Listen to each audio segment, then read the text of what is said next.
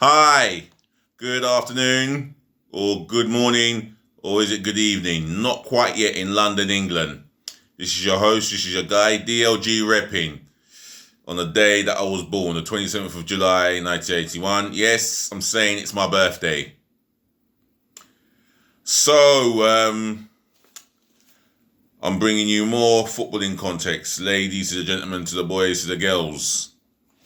Another day of recording, and still there's some things to discuss even at the end of the season. I feel that this season has been a memorable one for Liverpool because nobody really got close to them. So yeah, Liverpool were champions, and commiserations to Norwich, Bournemouth and Watford on relegation. I hope to see them bounce back soon. So, Lovren makes his move to Zenit Petersburg.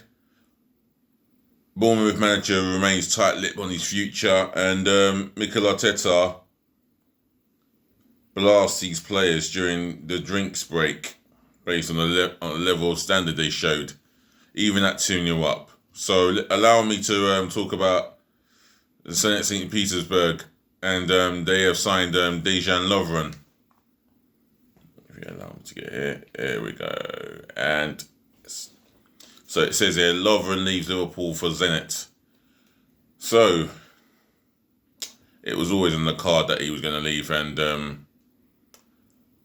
don't think he was going to be on Jurgen Klopp's plans anyway. I think he's got plans to get another centre half. So here it is. Zenit St. Petersburg have signed defender Dejan Lovren from Liverpool for 10.9 million on a 3-year contract. The Croatian centre-back has joined the Russian club after playing 10 Premier League games this season for the champions Liverpool. Lovren signed from Southampton for 20 million in July 2014. Also helped the Reds win the Champions League in 2019. Scored 5 goals in 131 league appearances for Liverpool, but played just 3 times in 2020. So 3 starts in 2020, 131 appearances and 5 goals. It's not too bad for a makeshift defender. But obviously Zenit might see him as a first team regular, and good luck to Zenit St. Petersburg. At Southampton, the way I analyse Lovren, while he was at Southampton, he was, hot property, and I think he was looked at amongst the top 4, including Arsenal themselves. We were looking at him, and then Liverpool got in first and put the bid in and wasted no time and got his signature over the line. Unlike my club Arsenal, they don't do things on time. They're too slow to react. So St. Petersburg have signed themselves a Premier League winning champion centre half. Excuse me. However, at Liverpool, I don't think it really worked out for him during the times that he was in the defence, and they were leaking goals at the time that he was playing for them and starting and playing for them. But then they up levels and they got Joe Gomez, and then their big money signing Van Dijk, and since that time they've not looked back to Lovren.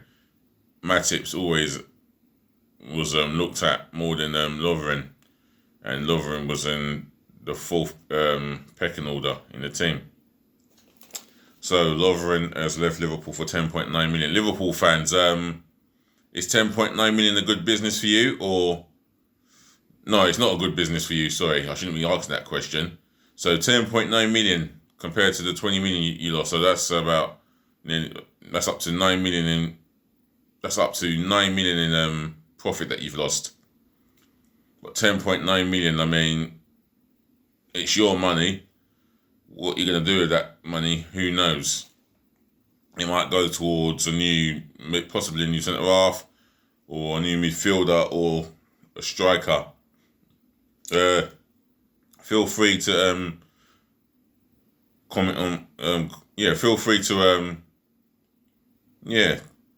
have your say in my comment section about where'd you go or where'd you go next, and who would you like to see in the Liverpool shirt next season. If you want to see a striker or defender, whoever it is, leave it in my comment section below. So moving on in other news, Bournemouth manager Eddie Howe has said that he will remain tight-lipped. Well,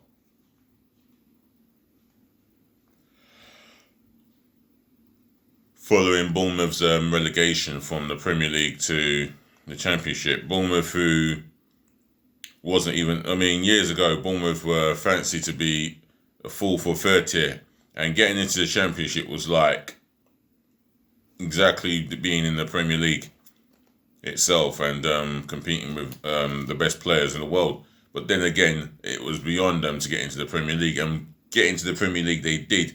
And Eddie Howe, throughout that time, he has been absolutely a breath of fresh air and an outstanding breath of fresh air.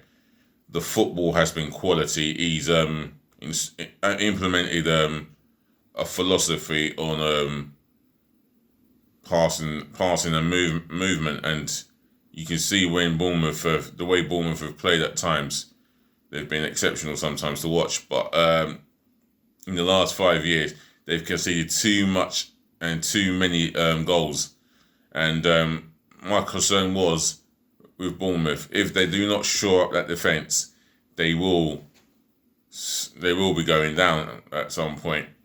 I always had the feeling that they will be competing in the relegation battle, and this is the season where they went down, despite beating Everton 3-1, and it was a good performance, a very good performance from an offensive point of view, but they were not good enough over a course of 38, especially defensively, and it's cost them a place in the Premier League. So commiserations to Bournemouth there. Eddie Howe has remained tight-lipped on his future. I feel that he wants to stay, but the club might want to go in another direction, so all is to be revealed. So moving on to other news, the last bit of news is Arsenal manager Mikel Arteta had to blast these players. And I'm going to read a bit of it from the newspaper here, if it will allow me to. That's from the Watford game. Here we go. By Isabel Barker. Mick gives them blast.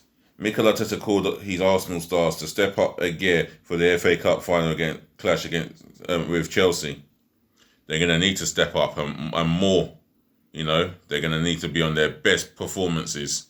Every man from 1 to 11, from keeper to attack, they're going to need to be on their best performances. Reading on, the Gunners boss launched a blistering attack on his players in the first drinks break, despite them leading Watford by 2 goals at the stage. Well, you know what?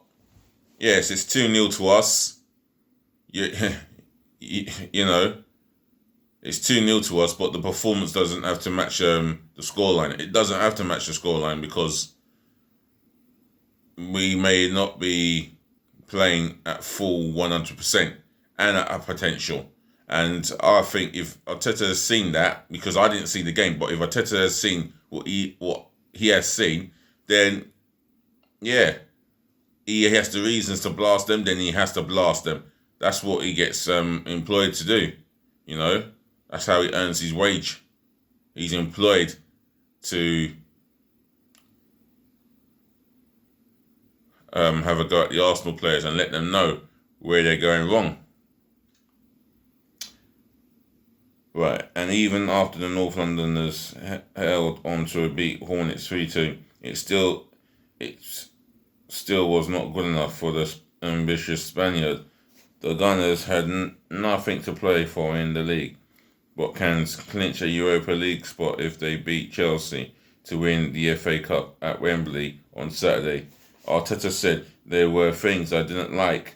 They weren't up to standard. Chelsea will be a completely different team." Or completely different game. Yeah, different game, different team, definitely. They would want it. We're going to have to want it even more. Because this is a different, complete game. Yes, beating Manchester City was probably the hardest tie out of the lot. Chelsea are not quite up there with Man City, and I think most honest Chelsea fans will realistically admit that. However, they will provide a stern test, and over recent games, in the last 2 games in all competition, we've lost 4 points to Chelsea, and if you include the defeat to Chelsea and Baku, so that's it's not good reading. 2 defeats and 1 draw, not good reading at all. And the last game that we had against Chelsea was in a European Cup final, and let's be honest, we got violated with a capital V. You know, that night there was no clue. No one had any clue whatsoever. There was no organisation. They were dysfunctional. They were all over the place. No discipline. It was as if they could almost do what they want. So, reading on. Chelsea will be a completely different game. I've read that bit. It will be equal with how much we want it and how much they want it. I don't think it was the case today because the necessity for Watford was different to us. Absolutely. Watford needed to go into the game against Arsenal at the Emirates and put in a braver performance. And I mean from an offensive and a defensive point of view. They really need to come at Arsenal. And in the second half, that's what I saw, highlights of them coming at us. But if it weren't for the brilliance of Martinez, we could have possibly have lost that game. And Danny Welbeck could have possibly have had a hat-trick. If some buts and maybes. Fine margins, as they say. Reading on. It was crazy. The moment we went 2-0 up, you could sense their front players were gambling. If you didn't finish an action every time the counter was open, and it allowed them too many balls in the box. And this was where they were really dangerous. It was very strange. 2 different moods. I can see that when we didn't have the ball, it will be very different against Chelsea, and it will be. You know, they'll be up for the revenge of the 2017. And let's face it, we're going to have to be at a very solid best, especially defensively. And defensively, we've proved over the recent weeks and months that we are capable of defending a hell of a lot better under Arteta than we would have under previous management. So it's a case of having to be at our very best this Saturday. So just to let you know in advance, I will be doing my player of this or my player review. That's marking players out of 10. And I'll be doing a match day preview for the cup final. Hopefully somewhere on Saturday or Friday morning, hopefully, or if not Friday morning, be a Friday or it'll be a Friday afternoon or Friday evening. Sorry. So I just feel a little bit tired here. So once again, I'm going to wrap this up. And before I do, ladies to the gentlemen, to the boys to the girls, thank you for listening. Thank you for tuning in. Thank you for watching my videos. And remember, if you've got anything that you want to say, leave it in the comment section below. Do smash the thumbs up like button and less of the down ones. And for my birthday today, you know what I want? Many subscribers. I want more than 1, 2, as many subscribers as possible. Smash the subscribe button. Passionately, hard, all over the place, left, right, and centre. And I'll give you a shout out on my birthday once I see the subscription. Other than that, I should see you this evening, and enjoy your day. Thank you for your appreciation, the love and support you've shown for the channel. So I'll say laters, and make sure you subscribe because it's my birthday. Peace, love, and bless again. Ciao.